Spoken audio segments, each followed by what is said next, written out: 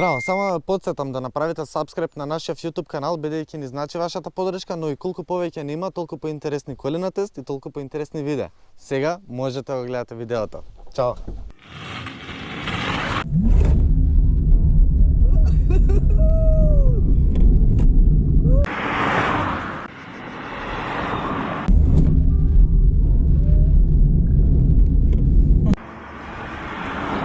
Ова е новата E208, електрична верзија од обичната Peugeot 208, еден од моите омилени автомобили за оваа година.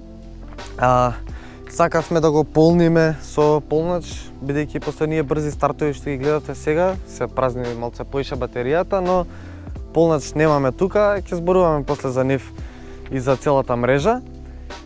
Можете да го погледнете видеото од другата 208 да знаете нешто повеќе околу тој модел. Сега, пред да зборувам за дизајнот и за интериерот и за целиот пакет, ќе почнам да читам неколку прашања што често се поставуваат за E208 и за голем број други електрични возила. Прво прашање е колку време се полни и колку тоа чини. На нашиве полначи што се поставени од EVN се полни од 2 до 3 часа.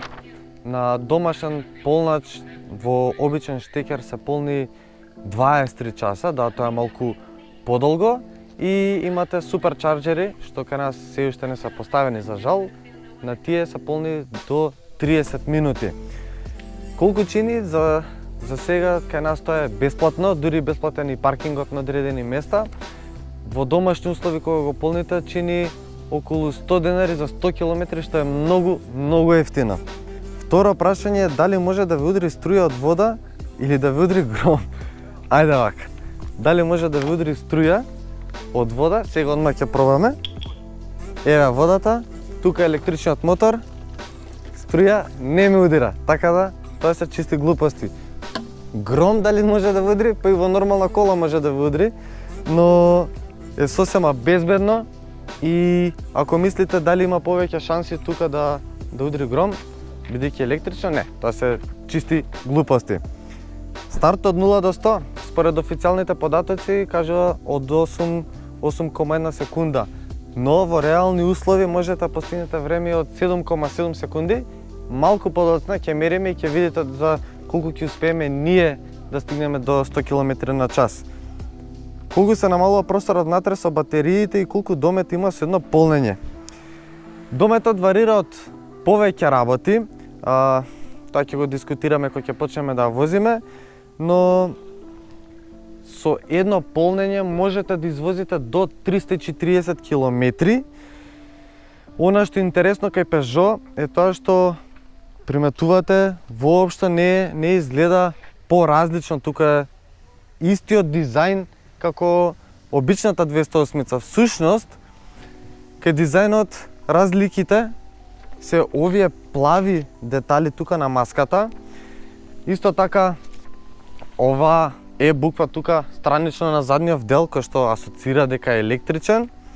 Овие пластики кои што ги добивате како во GT Line, што дават еден помускулест дизајн, и овие три заба кои што во минатата верзија на 208 не ги видовме, ги спомнавме, но сега ги гледате и делуваат многу повеќе како лавовски заби. Сега да видиме внатре што има. На предниот дел, како што кажав и во минатата епизода, вака треба да изгледа модерен и нов автомобил. Ова е еден од најдобрите дизајни. Фантастик, ако се сеќавате, ги добивате истите работи, нема никакви промени. 3D кокпит, 7-инчен екран, бежичен полнач, големи остави кај наслонот за раката, вратата.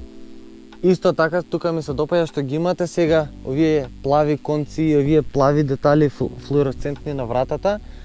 И сега веќе тука ми одговараат и со бојата, но и со идејата на колава. Одиме позади, на задниот дел, она што мене ме фасцинира е тоа што тука под задниве седишта се поставени 50 кВт часовните батерии и како што можете да видите, воопшто не е ништо видоизменето.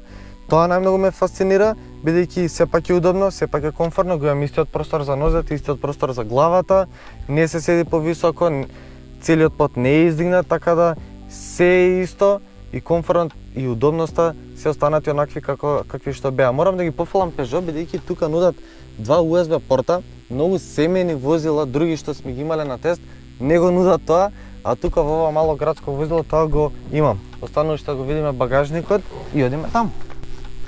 Багажникот нуди исто така 310 литри капацитет како другата 208-ца. Нема некои други разлики, тука е кабел од другиот кабел за другиот полнач, немате куќи за качалки, не е преголем, ама мислам дека е сосема доволен за едно мало градско возило и тоа е тоа, мислам дека има доволно батерии да го збрмчиме. Ајде да одиме се возиме. Мислам дека Peugeot првично 208-ца ја осмислиле како електрична, па после си рекле да направиме бензински дизел верзија.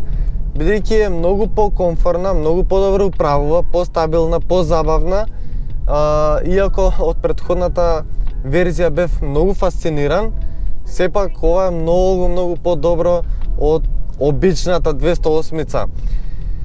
За разлика од неа, оваа електрична E208-ца тежи 350 кг повеќе, поради тоа е поставена друга суспензија, други кочници исто така, и напред и позади е смената суспензијата и баш поради тоа е доста постабилна и поудобна. Многу е мека. Прилично е стабилна, мека на дупки и многу е брза. Добиле некој идеален баланс помеѓу тежина, управливост и перформанси. Околу перформансите поставен е 100 киловатен електричен мотор кој што произведе 136 конски сили. Ова досега е најмоќната верзија на 208-ца. Како што кажав, со една батерија може да поменете до 340 км.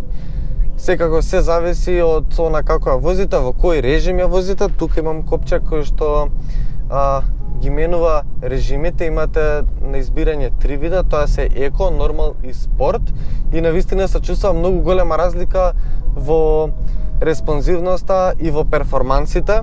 Нормално еко си е малку поштедливо, потромаво да го кажам, нормално си е нормално, и во спорт добивате катапулт.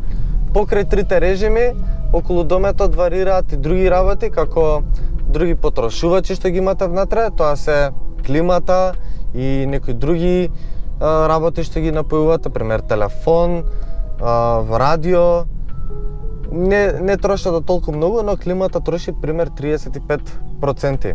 Секако ако возите нормално, без премногу штедење, со користење на клима уредот, тогаш можете да поминете до некои 240 км, барем мене така ми излезе, што повторно е супер. Единствено нешто што треба да знаете кај електричниве коли е тоа што се возат со една педала, бидејќи имате опција освен во драйв да ја ставите во Б и на таков начин многу поагресивно успорува кога ќе пуштите педалата за газ. Во обичниот драйв модум кој ќе ставите, во тој момент успорува, но не така агресивно. Со тоа успорување и се надополнуваат батериите, но кога ќе ставите во Б, е тоа уште поагресивно. На таков начин се навикнувате да возите на една педала, бидејќи си пресметувате кога треба да отпуштите педалата за газ и таа ќе си застане. Всушност кочниците ги користите многу малку, чисто колку да го застанете целосно автомобилот. За разлика од некои други негови ривали на Peugeot 208, односно E208, се чувства многу непријатно чувство кога кочите, некако многу нагло. Тука успеале Peugeot да го направат да биде природно, да не се чувствува некое агресивно кочење, што многу ми се допаѓа и многу лесно ќе го навикнете таквото возење на една педала. Сега околу цена, верувам дека од прилика знаете или сте чуле, чини 36.000 евра. Да, е повисока, соленка е цената, но за мене искрено вреди секој денар, секој евро од цената.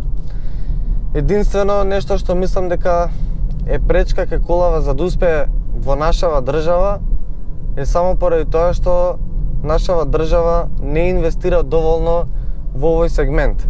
Бидејќи нема субвенции, за жал, мрежата на Полначи да се зголемува, но треба многу побрзо и многу повеќе да биде тоа. Од 50% од полначите што ги начекав во нашиот град, во нашиот главен град, или не работат, или се расипани, или не се сервисирани, воопшто нема никаква грижа за нив. Луѓе се паркираат на тие места кои што се оставени за електрични возила.